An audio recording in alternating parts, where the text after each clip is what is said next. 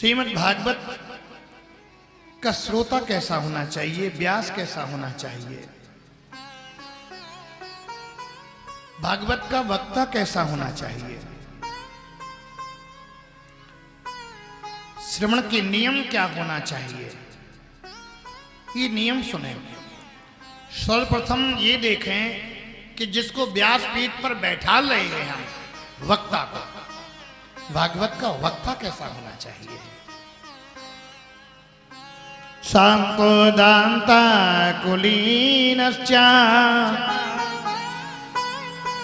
विनीता शुद्धो वेशवान।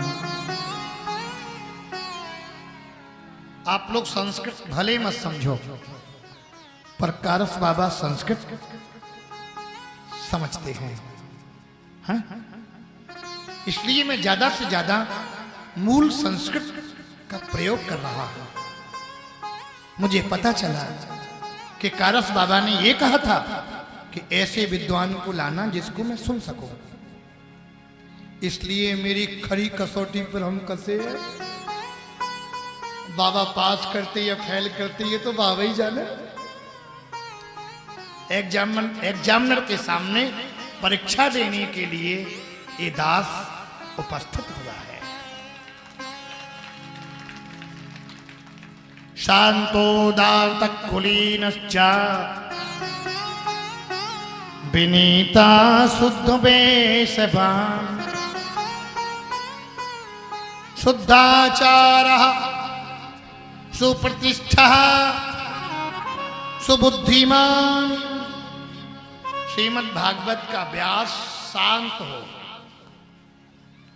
आचरण शुद्ध हो, सुप्रतिष्ठा, समाज में उसकी प्रतिष्ठा भी हो, सम्मान हो, ज्ञानी हो और अंगहीन ना हो, काला ना हो, अंगहीन ना हो, दांत बड़े ना हो, सब लिखा है। विरक्तो वैष्णवो विप्र, विरक्त स्वभाव का हो। पता चले कि कथा लेट हुई, क्यों? बोले पंडित जी तारीख पड़ गए हैं। अरे जो तारीख के चक्कर में फंसा है वो तारीख मुक्त क्या करेगा? खाक। विरक्तो वैष्णवो विप्र और ब्राह्मण हो। ये नहीं कि चाहे किससे किसी से कथा करा लो, ये शास्त्र की आज्ञा है, वो मैं कह रहा हूं। विरक्तो वैष्णवो विप्र वेद शास्त्र विशुद्धिकृत है। वेद शास्त्र का ज्ञाता हो, दृष्टांतो कुशलः, कठिन बात को दृष्टांत के माध्यम से समझा दे, ऐसा वक्ता हो। लालची ना हो, क्रोधी ना हो। हाँ, ये सब देख लेना पहले, गद्दी पर बैठालने से पहले देख लेना। व्यास गद्दी पर बैठालने के बाद तो उसे मानव दृष्टि से देखना पाप है। उसको तो यही सोचे 7 दिन के लिए मेरा कल्याण करने के लिए शंकर के अवतार साक्षात सुखदेव भगवान पधारे हैं।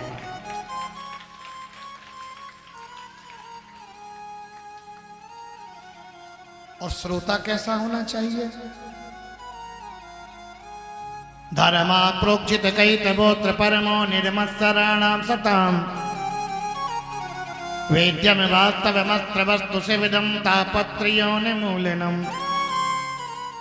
श्रीमद् भागवत की आयोजन कराओ, श्रीमद् भागवत की कथा कराओ।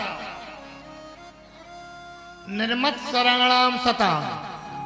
एक मच्छर होता है अंदर का, एक मच्छर होता है बाहर का।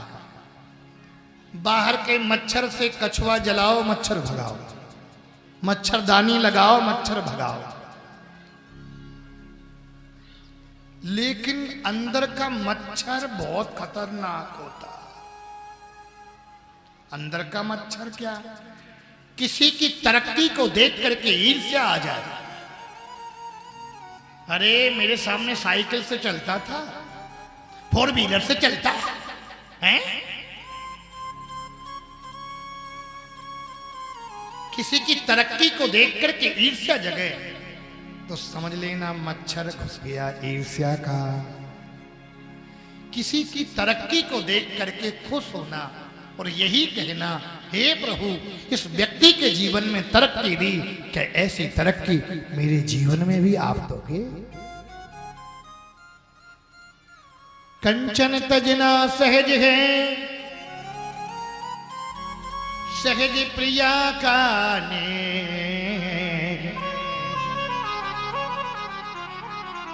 पार मान बढ़ागी ईरसा, दुर्लभ तजनागे।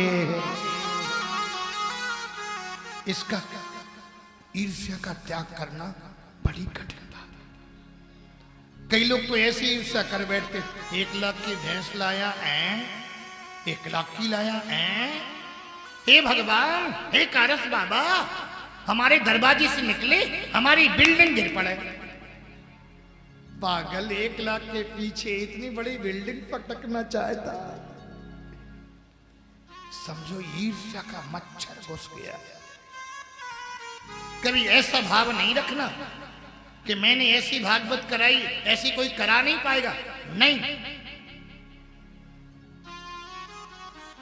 अगर ऐसा कोई कर रहा है तो बहुत घटिया सोच है उसकी। निर्मत्सराणाम सताम वेद्यम वास्तवमत्र वस्तु सेविदं तापत्रयोन्मूलनम्। इसलिए अच्छे भाव से कथा करा। और कथा सुनने के नियम कहाँ, कौन कौन नियम? बोले घी पी करके कथा सुनो। बोले गर्मी पड़ी है पेट खराब हो जाएगा, तो बोले दूध पी करके सुनो। पया पानम, बोले नहीं, तो बोले एक टाइम फलाहार करो और दूसरी टाइम फूलाहार करो। तुमने नियम ले लिया फलाहार का और टाइम हुआ, पंडित जी के सामने घड़ी घुमाने लगे। पंडित जी गाय बोले पेट में चूहा नच रहे, जल्दी बंद करो। मैं तो कहता हूं जैसे कथा में मन लगे वैसे कथा सुनो, पर प्यारे कथा में मन लगना चाहिए। नित्य भागवत जी को प्रणाम करो, परिक्रमा करो, जमीन पर शयन करो, तखत पर करो, ब्रह्मचर्य का पालन करो, क्रोध नहीं करो, कृपा 7 दिन तक गुस्सा नहीं करना। हाँ, क्रोध से पुण्य घटते हैं, इसलिए 7 दिन तक क्रोध नहीं करना। और हमें लगता तुम गुस्सा कभी करते होगे, कम ही आती होगी गुस्सा। आती है कि नहीं आती? अब तुम क्या बताओ, ये बताएंगे ये तो आती कि नहीं आती है। हाँ, इस सब नियमों का पालन करो, नियमों का पालन करते हुए कथा का पालन करो।